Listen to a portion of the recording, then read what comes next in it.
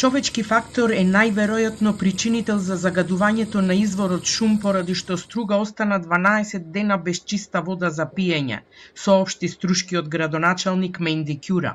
Состојбата е катастрофална, констатираа експерти од приватна компанија и од градежниот факултет, кои деновиве беа ангажирани од општината.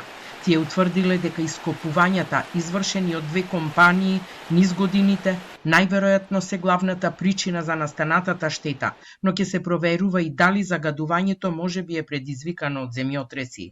Веќе штета е направена, за жал. Штета е направена години наназад, не е преземено ништо. Јас бев на лице место и визуелно се гледа дека можно е од ова, значи од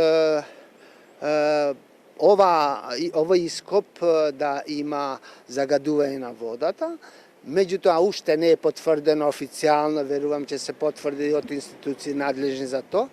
Во извештајот што градоначалникот Ќура го презентираше денеска на вонредна седница на Општинскиот совет, се наведува дека поранешни општински органи, градоначалници и надлежни институции со своите постапки или непостапување го оштетиле екосистемот и водата.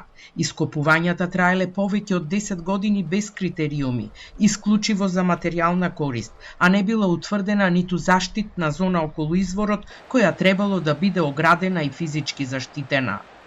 Имаме веќе дадено налог да се престане таму, компаниите кои вршили дејности веќе престана и нема да дозволиме. Сигурно барам и од другите институции тоа да се спречи, мада за сега нема дејности.